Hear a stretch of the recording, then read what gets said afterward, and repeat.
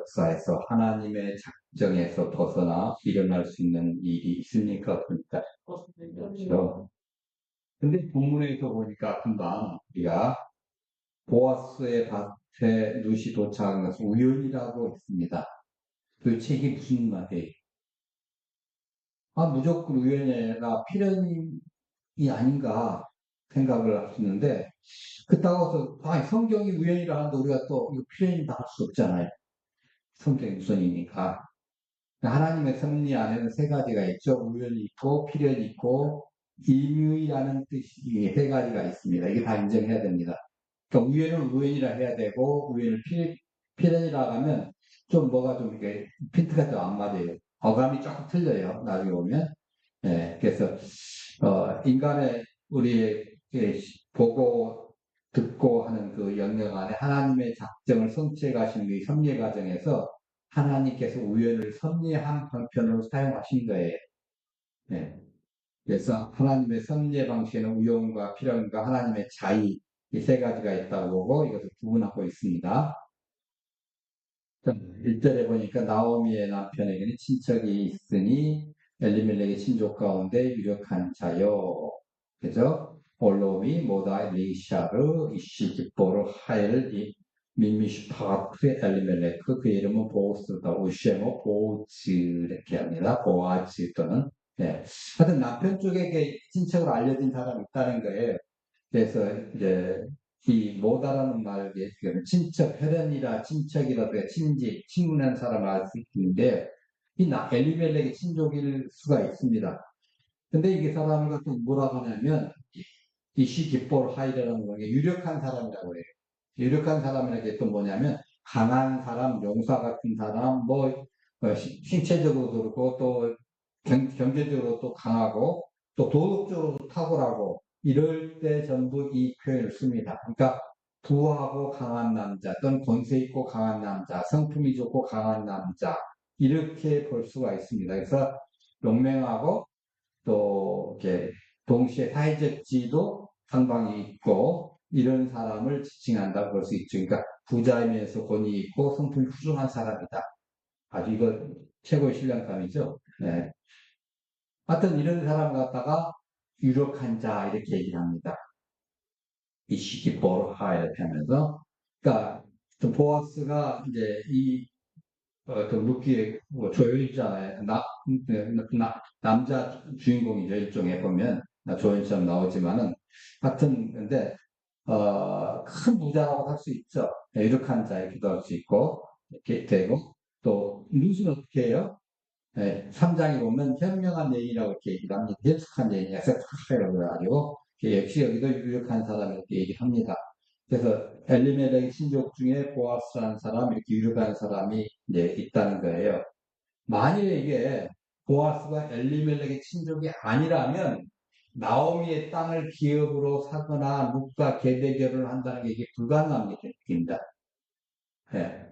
그러니까 이런 배우자 친족 관계는 이게 상당히 굉장히 중요한 거죠. 예. 그 엘리멜렉의 친족이기 때문에 이게 가능한 거예요. 자, 그래서 이제 그렇다고 해서 이게 다 해결되느냐 그것도 아니죠. 또 먼저 우선순위가 또 있으니까 그 뒤에 가면 이제 또 우선순위가 그 나온 게 이제 2점, 3점, 3점이 보면 또 나오잖아요. 그래서 이제 보아스라는데 이 말의 뜻은 이제 우리가 보오스 이렇게 얘기하는 게 맞습니다. 보오스 이제 70인역이라든가 예전 라틴 얘기하는데 히브리어를 반대로 본 다음에 그 안에 힘이 있다 이 뜻이에요. 보오즈 하면 보오즈 보오즈 이렇게 하는데 또는 이제 베오즈 이렇게도 나옵니다. 그래서 힘이 있는 사람 이렇게 합니다. 그래서 여호와의 힘으로 볼 때 베오스 아도나 이렇게 하거든요.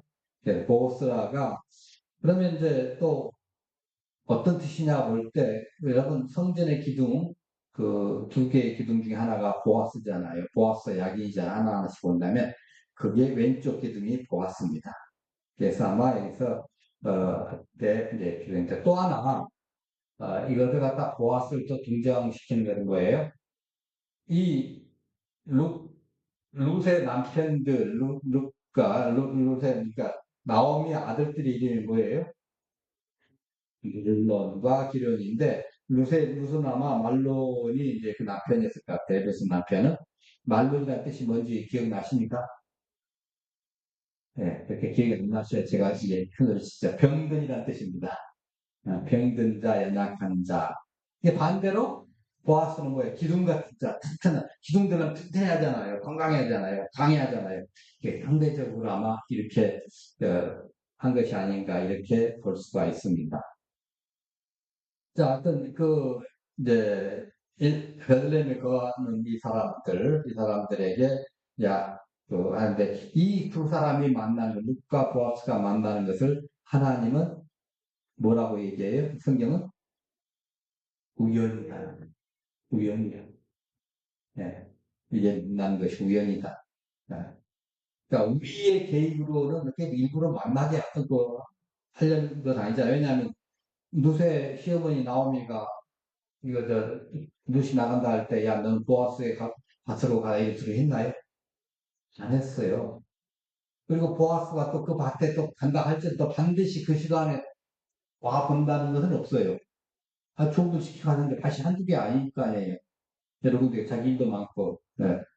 반드시 그때 할 거 아닌데, 이것은 거기 가가지고, 내가 누구한테 은혜를 입으면 그를 따라 이삭을 주겠다, 이렇게 말하지 않습니까? 그래서 아마 보아스의 은혜를 받을 가능성을 이제 암시하면서 우리에게 이제 얘기를 하고 있습니다. 물론 2장 10절 같은데, 물론 다음 보겠습니다만, 루시 보아스를 만나가지고 이제 개처를 얘기할 때, 엎드려 얼굴을 땅에 대고 절하며 그에게 이르되 나는 이방인이거늘 당신이 어찌하여 내게 은혜를 베푸시며 나를 돌보시나이까 하고 내가 당신께 은혜를 입기로 나이다. 나는 당신 하늘 중 하나와도 같지 못합니다. 당신이 하늘 이루하시고 마음을 기쁘게 하는 말씀을 하셨나이다 하고서 이제 그 대화하는 장면이 나오는데 어, 아주 루시 굉장히 충성스럽게 대화를 하고 있는 그 모습을 보고 있습니다.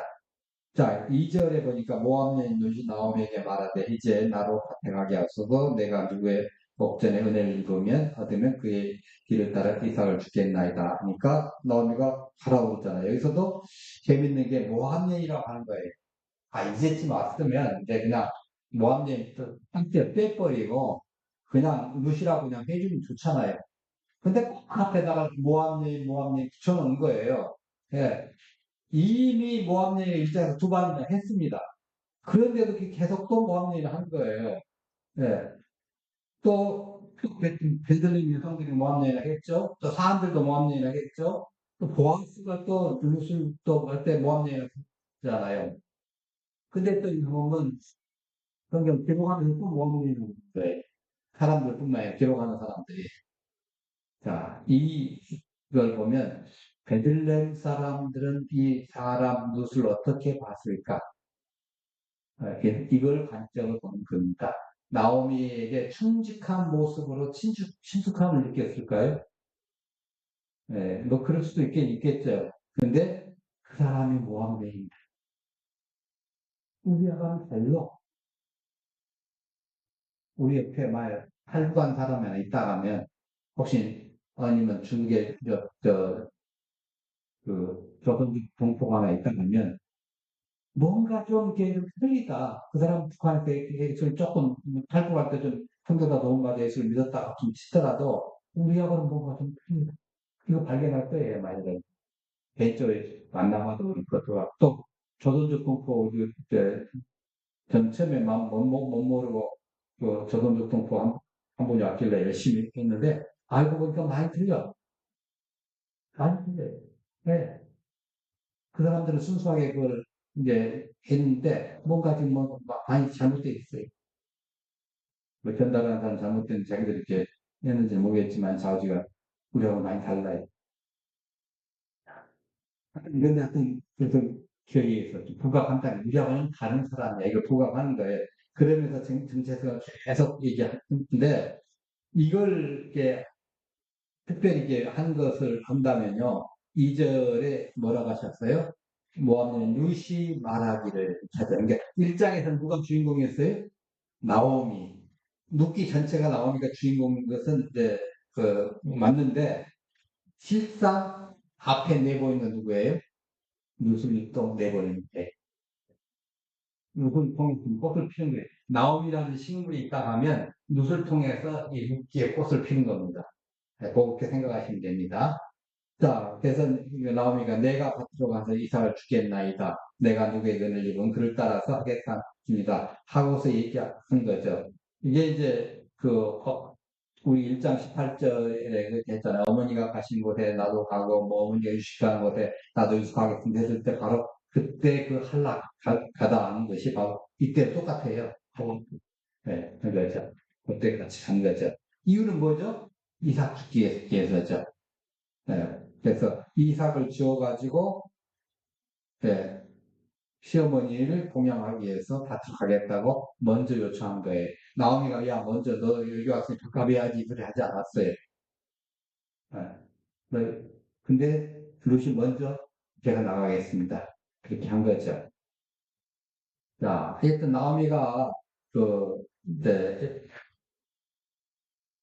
보시면 여러분 생각했을 거죠. 우리도 뭐 먹고 살아야 될 텐데 어떻게 해야 될 텐데 생각하고 있었겠지만 먼저 말하지 않았어요. 근데 룻이 먼저 나갑니다. 자, 율법에 의하면 밭에 수확을 거둘 때 이스라엘 백성은 밭이나 포도내 소출을 다 거두지 말고 밥, 모퉁 이런 사회적 약자에 의해서 남겨두도록 되어 있습니다. 자, 레위기 19장 9절 10절 한번 볼까요? 너희가 너희의 땅에서 너는 다 거두지 말고 내 거를 갖고 지지 말고 내 포도주를 다 가져가고 내 포도원의 돌을 들이지 않고 치고 하나하나 없는 길을 위하여 버렸다. 너희는 여호와가 예. 그래서 이제 여기 이제 19절 21절에 보면 그 뒤쪽에 보면 네가 내 감남을 때문에 그걸 다시 살피지 말고 누구와 누구를 위해서 객과 고아와 가부를 위해서 이게 사회적 약자예요 그때 당시에는 이 사회적 약자 요즘 말하면 이 사회적 약자를 위해서 네가 해줘 이 사람들은 경제 능력이 없는 사람들이 예. 그때 당시에는 몸이 재산이잖아요 몸이 재산이고 가서 일해야 되는데 요즘 요즘처럼 뭐 간단하게 일해가지고 이제 농사 짓는 그런 시대가 아니니까 몸으로 강한 힘을 썼기 때문에 남자들이 재산이었거든요. 근데 여자들은 객은 땅이 없잖아요. 과부는 힘이 없고, 네, 고아들도 없이 어리니까 힘이 없어요. 나가서 일할 수가 없어요. 그래서 그 사회적 약자, 경제적 약자 이 사람들 위해서 챙겨줘라 이렇게 하는 거죠. 물론 이제 수메르 농부의 달력이라는 이제 그 기록에 보면 추수할 때 가난한 사람들에서 이삭을 남겨두고 그들이 밭에서 이제 잠을 잘 수 있도록 배려하면 신의 호의를 받을 것이다 하는 그런 언급이 있습니다. 그렇다고 해서 특별히 밭에다가 밭에 뭐한 모퉁이를 갖다 과부라든가 객과 나무의 포화들을 위해서 챙겨 놔둬라 이 말은 없습니다. 성경에는 뭐라고 해요? 너희가 곡식 거둘 때 밥 모퉁이를 남기고 떨어진 이삭도 주지 말라는 거예요. 예. 물론 이거 그럼 얼마만큼 남겨야 합니까? 이런 게 문제가 생기잖아요. 이때 랍비들이 이제 어떻게 해석하냐면 이건 자율적으로 결정하는데 후기에는 이게 아무래도 조금 이게 좀 사람들이 볼 때 너무 인색하지 않다 뭐 이런 것이 나올 거 아닙니까? 계속 흘러내려가 보면 그래서 추수하는 것의 60분의 1을 얘기합니다. 60분의 1을 남기되 필요에 따라서 남겨라. 예를 들어 뒤에 보니까 지금 힘든 사람이 너무 많아. 그럼 더 남겨라는 거예요. 그래서 구약의 핵심적이고 인도주의 이런 사회적 책무를 다하는 사회복지의 책임을 볼 수 있는 거죠. 그래서 외국인들 위해서 이렇게 하는 사회복지 정책 이런 것들 우리가 굉장히 앞선 그겁니다. 예. 이게 지금 몇 년도 얘기죠? 지금보다 3,000년 정도 엄청난 겁니다. 예. 그때 지금 이 얘기를 하고 있어요. 우리나라의 사회복지가 지금 그래도 조금 제대로 이렇게 됐다고 문서에 나온 것 중에 하나가 세종대왕 때거든요. 세종대왕 때, 뭐, 그 딸을, 종이 아이를 낳으면, 딸을 낳으면 뭐, 6개월간 휴가, 일을 쉬도록 하고, 뭘 다 챙겨주고, 심지어는 그 남편까지도 쉬도록 해서 그걸 챙기도록 해라. 뭐, 이런 적이 있어요. 예, 굉장히 선진국입니다, 우리나라. 그 면에 볼 때, 사회복지 측면에 볼 때. 근데 여기 성경은 이미 그 옛날에 3,000년 전에 이게 나와 있는데, 예. 그래서 나오미가 그에게 말합니다. 내 딸아 가보라. 어머니 제가 가서 챙겨올게요 하니까 이거 그 이제 가거라. 이거 보면 이제 딱두 마디 내 따라 가라. 내 따라 가라. 어, 그렇게 하는 거예요. 그래서 이거 좀 너무 간단하지 않을까? 너무 간단하지 않는가? 이렇게 생각하지만은 뭐, 그렇다고 해서, 이제, 나오미가 누세게, 야, 유대율법에 이러니까 죽을 때는 어떻게 하고, 뭐, 예법을 어떻게 하고, 이런 얘기를 안 해줍니다. 모압하고 다르지만, 이런 얘기를 안 해줘서 어떤 사람들은 무책임하지 않냐, 이렇게 하는데, 성경은 이제 특별하게 룻이 스스로 헤쳐나가는 것을 예, 보여주는 것 같아요. 예, 스스로 헤쳐나가는 것을. 그래서 흥미의 관점 룻에게 딱 맞춰져 있어가지고, 룻이 그걸 어떻게 해결하는가, 이걸 이제 보고 있는 거죠. 그래서, 어떻게 보면 그 흥미 중심이 룻이었잖아요. 그래서 룻이 이삭을 주고 간 과정과 사건에 우리가 집중하게 되는 겁니다. 나오미가 왜 이삭을 어떻게 죽고 뭐 이삭을 어떻게 하고 이런 얘기를 안 한 이유가 바로 그거 아닌가 생각이 듭니다.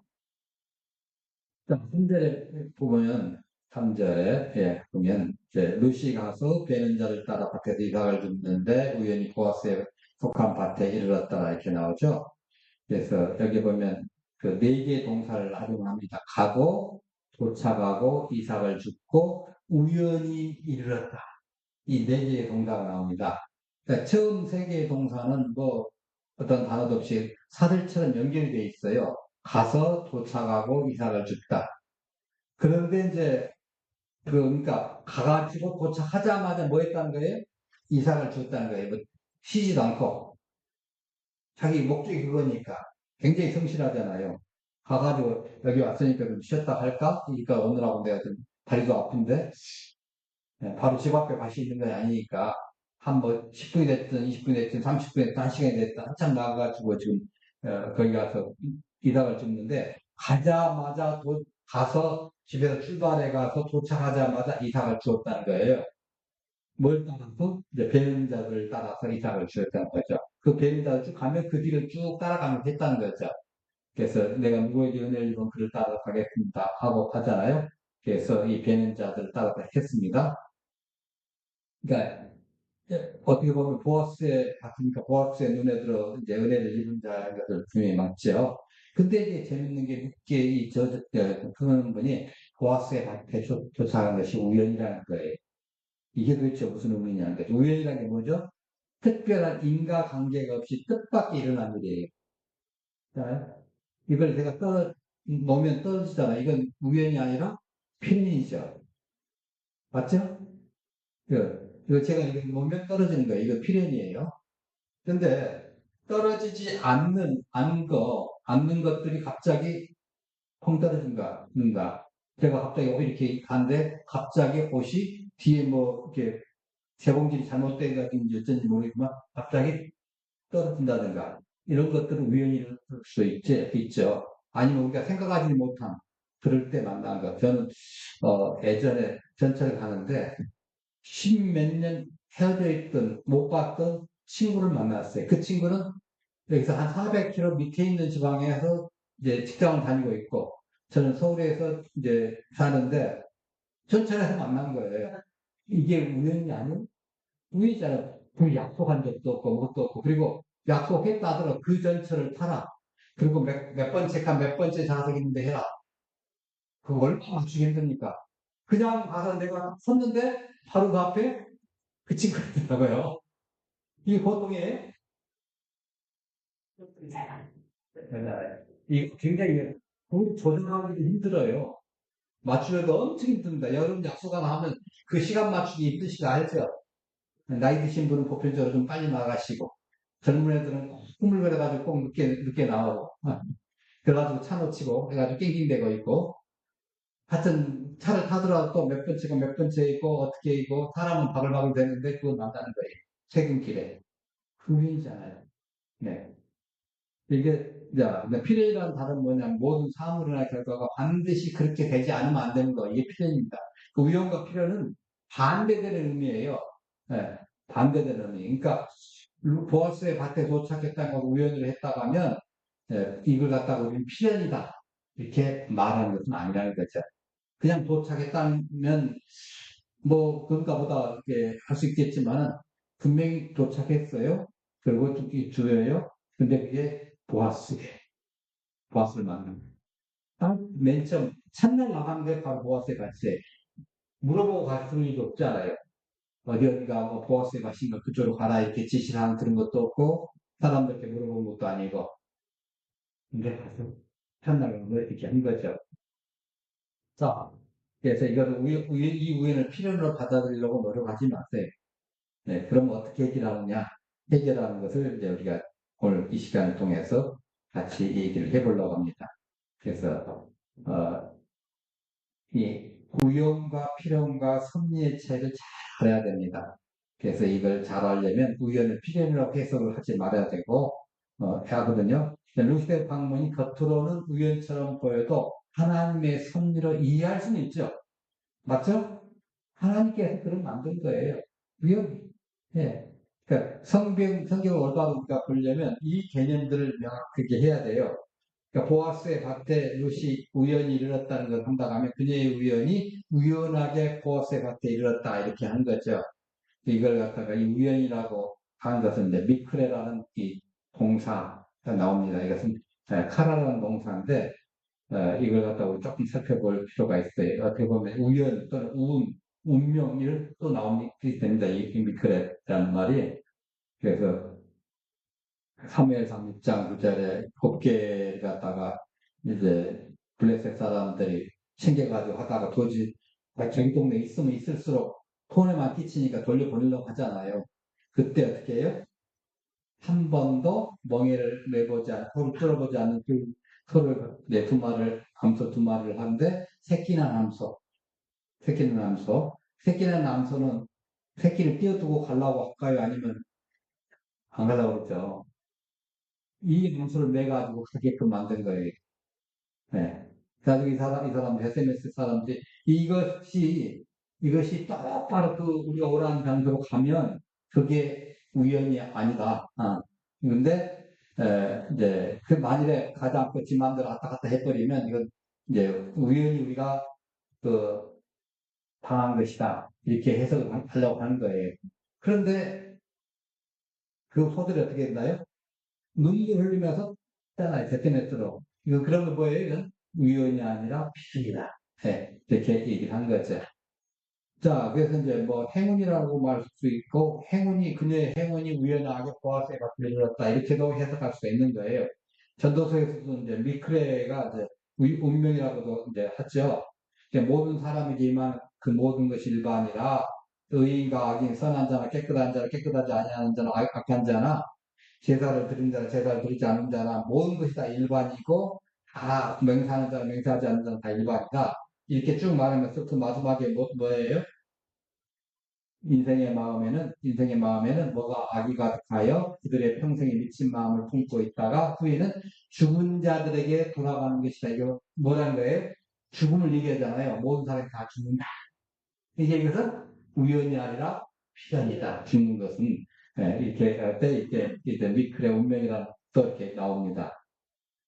또 행운이라는 뜻도 나오고요. 하여튼, 느끼해서 우연하게 보아스의 밭에 나왔다. 이렇게 얘기합니다. 그, 지혜자는 너희 반, 또 우매자는 어둠에 다니거니와 이들에 당하는 것이 일반인 줄을 내가 깨닫고 신중에 이르기를 우매자에 당한 것을 나도 아나니 내가 신중에 이르기를 이것도 헛되다 때 동일한 운명이 모든 사람이 이마다 이렇게 얘기잖아요. 그래서 이걸 갖다 룻기에게 적용한다면 그녀의 운명이 보아스의 밭에 도달했다 이렇게 해석될 수 있어요. 그러니까 어떤 우연으로 번져가는 것이 이제 맞다는 거예요. 자, 그래서 이 안에 뭐가 있다고 해야 돼요? 그 안에 분명히 우연인데 그 뒤에 뭐가 있어요? 하나님의 섭리가 있다. 이렇게 우리가 봐야 한다. 이게 우리의 신앙이에요. 하나님의 섭리가 그 안에 있다는 거예요. 하나님 우연도 들어서시는 거예요. 예. 우연도 그러니까 하나님의 안에서 보니까 그건 섭리다. 이렇게 보는 거죠.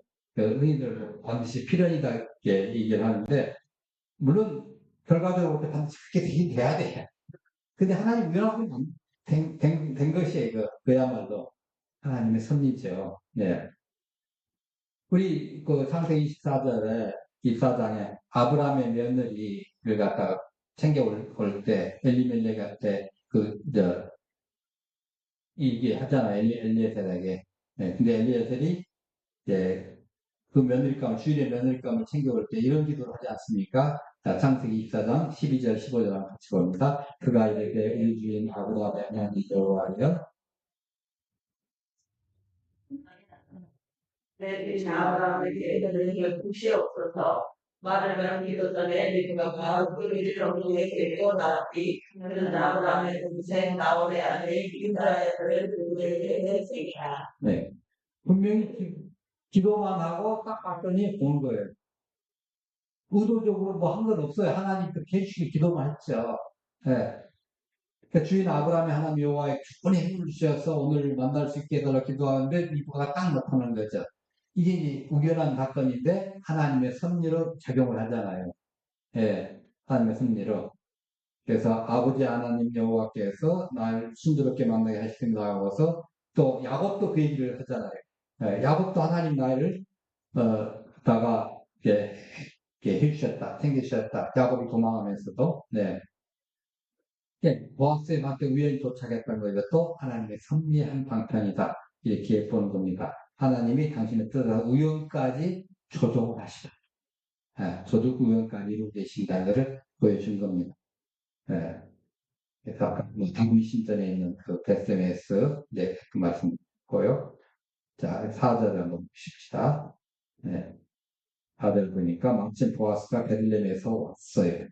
이 말은 이제 마침이라는 말인데 이 사람 갖다 바로 그때라고 얘기합니다. 루시 밭에 도착하자마자 루시 집에서 가서 밭에 가고 열심히 도착하자마자 머리에서 이삭을 주었잖아요. 이 도착했는데 그게 바로 보아스의 밭에 우연히 딱 맞아떨었어요. 그런데 바로 그때 누가 온 거예요? 보아스가 온 거예요. 이건 기가 막힌 거죠. 하나님 이 시간을 어떻게 맞춰요? 두 사람을 위해서 쏘겠다면 이건 그냥 누군가를 기다려야 돼. 그렇지 않겠습니까? 이게 동시에 cik으로 만난다는 게 이게 보통이 아니에요. 우리가 약속하면 동시에 짝 만나고 만나기가 힘들어요. 한 사람은 가만히 있으면 모를까. 동시에 우리 예를 들어서 내일 오후에 예배 끝나고, 모레 오후에 예배 끝나고, 강화문서 서울역까지 그 집회인데, 서울역에서 우리가 대충 서울역에서 만났어 했는데, 하자마자 지하철에서 나오자마자 맞았는데 바로 맞았어. 이거 몇십만 원 파속에서 이게 쉬운 일이 아니잖아요. 네. 물건을 기다릴 것도 없는데 동시에 가서 딱 맞는 거예요. 하여튼 이게 이제 굉장히 놀랍잖아요. 놀랍게도 또 이렇게도 번역했어요. 놀랍게도 바로 그때 보아스가 왔다. 때마침 보아스가 왔다. 이렇게 이제 보시면 좋겠습니다. 하여튼 도착해가 이삭을 죽고 있는데 보아스의 밭이었더라. 우연히 밭이 도착했어요. 근데 그때 놀랍게도 보아스가 때마침 그때 왔다가 이렇게 보는 거죠. 자, 이제 이 보아스가 와가지고 주인이잖아요. 주인이 와가지고 인사를 합니다. 먼저 합니다. 오자마자 사람들이 인사를 먼저 반응해요. 보아스가 야, 너희들 열심히 일한다, 수고한다 하면서 우리 요즘 말하면 수고하신다 그러겠죠. 사장이 딱 가서 시찰 나가면 여러분 수고하신다 그러겠죠. 물론 그 전에 직원들 알아보고 인사하겠지만은 근데 여기서는 보아스가 먼저 그러잖아요. 여호와께서 너희와 함께 하시길 권하노라. 아도나이 임마켄 합니다. 아도나이 임마켄 간단히 끝나네요. 우리말은 여호와께서 너희와 함께 하시길 원하노라. 근데 히브리어는 아도나이 임마켄 딱 일곱 말로 끝납니다. 얼마나 간단합니까? 자, 여호와께서 여러분과 함께 하시길 아도나이 임마켄 하고 건넸으니까 그러니까 보아스가 하나님께 경건하게 예배를 하고 하나님께 예배하는 사람이라는 것을 드리고 있고 신실한 일꾼들을 또 이렇게 나타나고 있는 거예요. 그러니까 그 사람들이 또 뭐라고 합니까? 여호와께서 당신에게 복 주시길 원합니다. 했잖아요. 예, 이게 조금 길어요. 에바레카 아도나이. 되게는 당신에게 복 주시길 원합니다. 에바레, 에바레카 아도나이 견자. 그래서 두 가지, 아도나이 임마케, 에바레카 아도나이 이렇게 해서 주고받고 이렇게 합니다. 이런 인상 굉장히 좋은 것 같아요. 하나님께서 당신에게 복 주시길 원합니다. 예. 하나님께 여호와께서 당신에게 주시길 원합니다. 이렇게 축복을 서로 이렇게 하는 것. 이게 고대 이스라엘 이제 흔한 인사법이었을 가능성이 높습니다. 요즘에 이렇게 많이 하잖아요. 우리 축구할 때 이렇게 많이 하죠. 여호와께서 너 항상 함께 하시길 원하노라. 그리고 이렇게 합니다. 그 알라마티맘 하인들은 또 여호와께 당신의 복 주시길 원합니다. 이렇게 얘기를 하죠. 어떤 사람들은 또 추수철에 함께 하고 특별한 인사법이었다 이렇게 얘기를 합니다. 하여튼 간에 하나님의 함께 하시고 하나님의 복이 드러나기를 축복하는 거. 이건 축복입니다. 이건 축복이에요. 근데 제가 주일날 끝나고 드리는 우리 축도라고 말하는데 정확히 말하면 강복선언이죠. 이 말은 이제 캐톨릭에서 정확히 번역한 것 같아요. 강복선언. 이게 뭐냐면 하나님께서 복을 주신 것은 축복이 아니라 그냥 복을 내려주시는 거예요. 축복은 내가 다른 사람에게 복을 뭐 하는 거예요? 빌어주는 거예요. 우리가 정확하게 의미 알고 쓰셔야 돼요. 어. 당신에게 여호와께서 복을 주시오나합니다. 이건 뭐예요? 복을 빌어주는 거죠. 근데 예배가 끝나면 뭐예요? 하나님께서 복을 너희에게 내려준다. 그 의미에서 축복을 하는 겁니다. 그때 베네딕션 해가지고 하나님 주신 말씀이 너희에게 있을지어다. 은혜와 평강과 사랑이 여기 머리 숙인 지체들 머리 위에 있을지어다. 은혜와 사랑이 있을지어다. 이거 누가 주신 말씀이 하나님 주신 복의 얘기. 강복이죠. 복을 내려주신 거. 네. 근데 지금 여기에 그 보아스가 그 일꾼들 하는 것은 축복 인사입니다. 네, 인사를 축복 인사를 하시 이제 할 수만 있다면 좋은데 요즘에 이상한 사람들이 많이 나와가지고 비슷하게 하니까 또 여기까지 우리가 많이 전환당했어요. 정말 이상한 사람들이 많이 하니까 자 5절에 보니까 이제 보아스가 베는 자들에게 이제 이르렀어요. 이렇게 합니다. 물어보면 여기 못 보던 애인데 누구 왔네? 그거죠. 이 소녀는 누구의 집 여자 이렇게 물어보는 겁니다.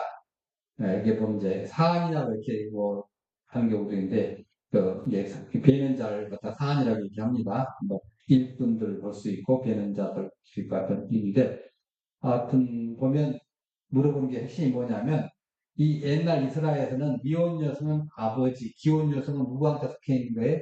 결혼했으면 남편에게 속해 있고 미혼자는 아버지가 속해 있어요. 우리나라도 그랬죠. 200년 전까지만 해도 100년 전까지만 해도 근데 그래서 이런 관습 보완하면 이 소녀는 누구에게 속한 여자냐 이렇게 말하는 거예요. 쉽게 말하면 보호자가 누구냐, 아버지가 누구냐, 혹은 남편이 누구냐. 이거 지금 물어보는 겁니다. 그걸 물어보는 거죠. 그러니까 그러니까 보아스가 간단하게 몇 마디로 하는 거, 이는 누구의 소녀냐 이렇게 물어봤는데 보아스가 자그마치 단어를 몇 개 썼냐면 25개를 썼어요. 사람들이, 그러니까 배운 자들이, 일꾼들이 2장 6절에 7절 보면요. 6절, 7절. 다시 읽어봅니다. 이는 그녀들은 나를 그래서 네가 그에게 지내라고 주먹이고 당신보다 남시 주에서 친구들 제외하면 그들을 계속해서 하였습니다. 네, 그러니까 그 25개의 단어를 이용해 가지고 누수에 대한 설명을 우리 들합니다. 아주 모범적인 보고서예요. 예. 청일의 모압 지방에서 돌아온 모압 사람입니다. 핵심 단어 해놨죠. 그러니까 모압 사람이 제일 중요한 거예요. 그러니까 중요한 것도 했죠. 그런데 그 사람의 이 룻이 어떻게 우리에게 돼 있고 이 사람이 얼마만큼 근면하고 얼마만큼 성실하고 이런 것들을 얘기해 주는 거예요. 룻에 대해서 불평해 주는 거죠. 그래서 룻은 이러이러한 사람입니다 하고 하겠죠. 그러니까 이 베는 자들을 관할하는 이 사안, 그러니까 중간에 요즘 말하면 10장이라고 하나요? 하여튼 중간에 그 팀장, 이 팀장이라고 하면 되겠군요. 이 팀장 격되는 사람들이 이것을 뭐라고 그래요? 매우 성실한 일꾼입니다. 매우 성실한 일꾼. 제가 막 듣고 있는데 보아스가 봤잖아요. 네. 그리고 첫날 첫 시간에 열심히 공부하고 있는데 선생님이 딱 본 거예요. 아, 쟤 공부 열심히 안 해. 그럴 거 아니에요. 네, 다 지켜놨는데. 네. 그래서 이 둘의 이제 만남에서 이렇게 예, 일- 이루어진 겁니다. 그래서 모압 지방에서 나와서 모압내인 루시입니다 하고서 하는데 뭐 얼굴이 어쩌고 뭐 못생겼니 잘생겼니 뭐 이런 신체적인 얘기를 전혀 하지 않고 뭐라 그래요?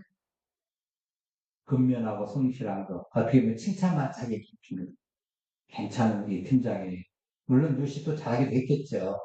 네. 물론 다른 사람 얘기를 정확하게 하되 칭찬거를 끄집어내서 할 수 있는 그런 기술을 좀 해야 돼요. 잘못해보면 또 이제 안 됩니다. 엉뚱한 거 해버리면 오히려 못 오주는 거예요. 네, 못 오주는 거니까 다 해야 돼요. 정확히 끄집어내야 됩니다. 정확하게. 있는 사실만 가지고 객관적인 사실 가지고 해야지 막연한 거 가지고 하면 안 됩니다. 네. 그래서 7절에 보니까 이제 이 선생님이 이제 얘기하죠. 팀장이 말하기를 루시 우리한테 청하는데 내가 청하오니 루시 말하기를 나로 축수꾼을 따라 단사에서 이사갈 죽지 아니하고 허가를 받았어요. 딱 지나가는데 저기 추수하고 가고 쫓아가가지고 팀장한테 제가 여기서 좀 죽을 수 있도록 좀 허락해 주시죠. 이거 합니다. 그래가지고 사람들이 이제 하다가 좀 쉬잖아요. 잠깐 쉰 브레이크 타임. 그때를 빼놓고는 계속 하고 있습니다. 이 앞에서 추수하는 사람 못지않게 죽는 사람도 여러분 지금 남의 얘기니까 쉽게 들릴 수 있지만은 고기는 이렇게 완전히 굽어야 이거 죽죠. 보통 일 아닙니다. 이 허리 나갑니다. 저 같은 사람 한 시간 동안 이거 하라 하면 하나님 좀 못하신다 뻗어버릴 겁니다. 여러분들 해보신 지 오래돼가지고 한나절 내지 하루 정도 하다 가면 어떻게 해요? 아마 전부들 차라리 병원에 가서 입원하겠습니다. 할 거예요. 네. 근데 이 모압 땅에서 돌아온 이 모압 소녀라고 칭한 다음에 이 사람이 우리에게 이걸 해달라고 허락을 구했습니다. 한 거예요. 네, 허락해달라고. 구체적으로 이삭을 죽게 해달라고 했다고 요청했다는 거예요. 네. 그래서 이삭을 죽게 해달라고 요청하는 건데 어떤 허락을 받고 한 거예요. 네. 베는 자들이 펼쳐놓는데 조금 더 이게 대담한 것이 베는 자들이 펼쳐놓은 두 강 사이에서 이제 조금 더 하도록 저한테 제가 조금 무리해서 좀 이렇게 챙길 수도 있도록 해달라고 강제하게 요청을 한 거죠. 어떻게 보면 좀 특혜를 좀 달라갈 수도 있도록 뭐 그렇게도 들릴 수 있습니다. 예. 네, 같은 고대 이스라엘 추수 장면이 이렇게 나오는데 시편 120편 7편에 보면 이제 추수 현장이 나오죠. 같이 볼까요? 이와 같은 되는 자들의 손에 묵는 자들의 힘에도 굽는다. 예. 그러니까 베는 자들, 묵는 자들 이렇게 보면 베는 자들이 곡식을 손으로 베면 묵는 자들은 이게 안아가지고 묶어요. 그럼 그 사이에서 뭐가 떨어지잖아요. 예, 그거 죽겠다는 그거 죽겠다. 이건 아주 제일 좀 어떻게 보면 가까운 사람한테 너 여기로 가까는 제일 많을 테니까. 그리고 2차 딱 지나가면 그 2차에 남은 혹시 없나 하고 이제 혹시 그 뒤에 또 주어 가겠죠. 예. 바로 이제 그걸 하는데 8절에 보니까 이제 보아스가 물론 다음 주에 볼 겁니다만 보아스가 이렇게 이제 하죠. 8절 구절 보니까 따라 들으라 이삭을 주로 다른 것으로 그런 줄 알고 나의 힘을 이제가 그들이 하고 내가 저희들에게 하는 아이들을 하기가 거기 있는 것을 그래서 약속들이 영으로 그들을 빠집니다. 네. 그러니까 곡식 빈 사람들이 한 묶음씩 빼가지고 해보셨죠? 안 해보셨나요? 해보셨죠? 네. 묶음을 해놓으면 뒤에서 이제 그걸 모아가지고 한 사람이나 두 사람이나 끝난 다음에 와가지고 모아가지고 이렇게 묶잖아요. 그걸 갖다 이 베는 자와 묶는 자 이걸 이제 생각하시면 되겠습니다. 그때 이제 알아가지고 묶는데 그 사이에서 또 묶으면 다 끝난 게 아니잖아요. 팔고 간 곳을 또 운반하지 않습니까? 그 사이에서 이삭을 죽게 되는데 네, 이것들을 갖다가 이제 그, 좀 죽게 해주세요. 이렇게 합니다. 되는 자를 따라서 반 사이에서 이삭을 죽게 해주세요. 예. 근데 제일 많이 나올 때, 말씀이 있다면, 어때, 언제 제일 많이 나올까요? 바로 뵐 때다. 뵐 때, 이제 매무덕 얘가 묵는단 말이에요. 아직 묵진 않고, 그때가 제일 많이 나와요. 따뜻할 때가. 그때 좀 챙길 수 있도록 해달라고 이제 하지 않습니까? 그걸 해줬다는 거예요. 네. 아마 이 팀장이 봤을 때도 그렇게 너무 공손하게 하고 모압에서 왔다는데 나오미를 그렇게 잘 섬겼다고 물론 일장의 이 얘기를 갖다 이 동네 사람이 다 들었을 거 아니에요. 벨렘 사람들이 다 들었을 텐데 야그 나오미 뭐 먹고 사냐 이렇게 나름대로 생각을 하고 있는데 마치 그 며느리가 나왔어요. 아, 그러면 뭐 좀 해주면 하는데 아서 허락을 받는 거예요. 아니 안 해줄 이유 없잖아요. 일부라도 남겨주는데 그러니까 오케이 간 거죠. 예. 그래서 어, 이러한 조증에서 사실은 맨날 와서 모여있는 사람 같은 그 동네 살고 그 동네 뭐 다른 밭이 있는데 밭이 조금 적어가지고 남의 밭에 가서 또 항상 사람 했으면 아마 안 되겠다고 할 수 있겠는데 지금 모압에 돌아와가지고 남자들은 없고 그런 처지니까 아마 그렇게 그 요청을 이제 허락한 듯해요. 예. 그래서 아마 어떤 사람들은 또 이걸 이렇게 합니다. 루시 베는 자를 따라 이삭을 줍고 이를 이제 단으로 묶게 해달라고 요청했다. 여기까지 이제 일을 하고 있습니다. 하여튼간에 수학이 아닌 밭에서 이삭을 바로 걷자 하는 대답을 요구를 한 거죠. 그게 들어진 겁니다. 잠재합니다. 그러면서 하는 말이 재밌죠. 와서 지금까지 더 있었습니다. 안 쉬었습니다. 집에서 이 집이라는 것은 그 중간에 쉴 수 있는 그 이제 밭에 있는 그 쉼터입니다. 집에 들어갔다 나왔다는 소리가 아니고, 그잖아요. 예, 집에 들어갔다 나왔다는 소리가 아니라, 밭에 있는 어떤 잠시 쉬었다는 그 놀이입니다. 요즘 말하면 농막, 현장에 있는 그 농막 있잖아요. 그런 데서 잠시 쉬었습니다. 이렇게 먹고 있습니다. 자, 하여튼 이렇게 이런 사건들이 쭉 나오면서 이제 보아스하고 제대로 지금 만난 첫 장면이 1장, 2장 1절로 7절까지 이렇게 돼 있습니다.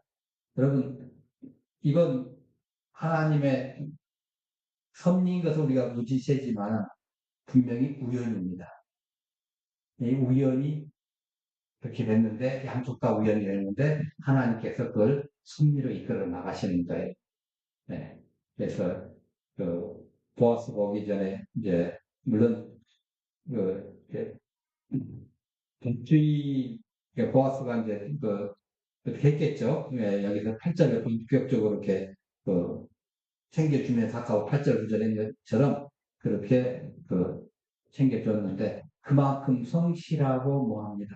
아마 모르긴 몰라도 이 팀장이 자기 권한으로 얘기를 했을까, 허락했을까 하는 생각이 들어서 어떤 사람들을 이렇게 해석합니다.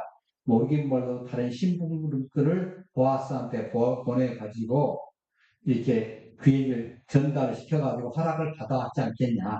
오기 전에 이렇게 생각하는 사람도 있습니다. 저도 여기서 어느 정도 일리가 있다고 생각을 해요. 네. 이 특별한 뭐 거의 굉장히 많이 생기는 그 코스인데 알짜배기 코스를 갖다가 달라는 거잖아요.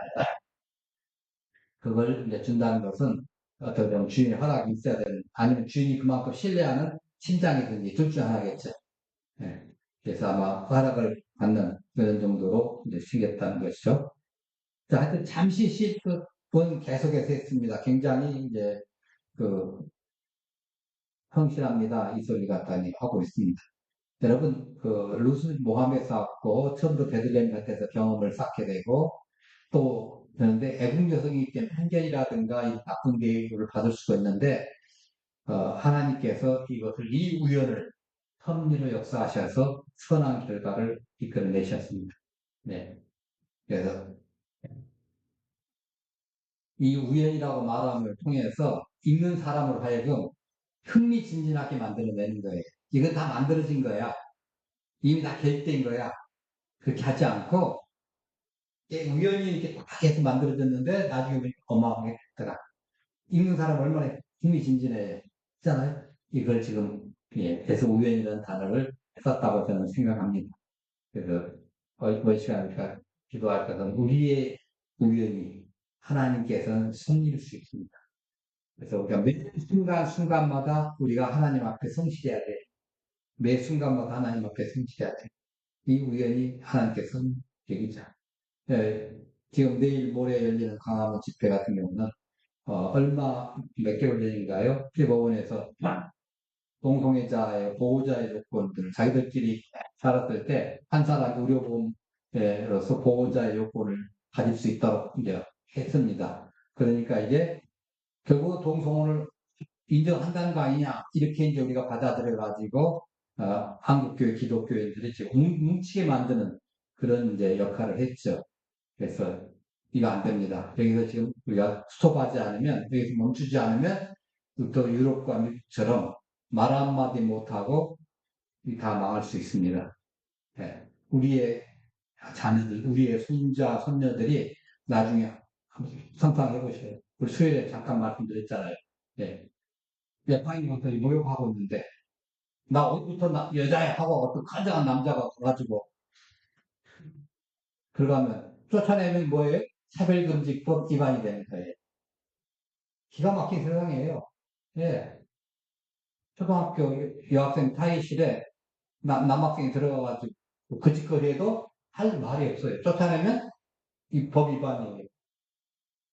어떻게 해? 마감해야지. 있잖아요. 예. 이 뿌리가 물론 사탄에게 있고 진화론의 그 측면이 있지만 이 일을 위해서 우리가 지금 우연찮게 이것이 딱 걸렸는데 이것이 우리 한국교회 기독교인들을 각성시키는 계기가 된 거예요. 지금 이번 12월 27일 날 우리가 개인적으로 기도할 때 하나님 정치적인 구호가 나오지 않게 해주시고 오로지 성경 말씀이 올바로 선포되게 하시고 하나님께 우리가 정말 성경이 이 땅에서 바로 전해지고 이 기회에 하나 더 있다면 향조론이 교회에서 가르쳐지게 해주옵소서. 요즘 미션 스쿨 아니면 못 가르치잖아요. 그런데 일반 학교에서 전부 다 똑같이 가르쳐지게 해주옵소서. 이 기도 같이 들어주십시오. 할 수만 있다면 부활절이나 또 내년 종교교육 같은데 그런 것들을 위해서 우리가 모일 수 있는 하나님 앞에 우리가 바르게 이 땅에 성경이 바르게 이 땅에서 들려지고 성경이 바르게 실행되는 그런 나라가 되게 해주옵소서 기도해야 할 것입니다. 하여튼 개인적으로 기도할 때 강한 집회 기도하시고 아프신 분들 또 태신자들 또 후원하는 기업들 이 기업들을 통해서 또 필리핀에 가서 수고하시는 김강덕 목사님 사역 잘 감당하게 하고 있게 해주셔서 개인적으로 기도할 때 또 해주시기 바랍니다. 기도 제목을 놓고 우리 같이 기도할 전에 찬양 한번 드립시다.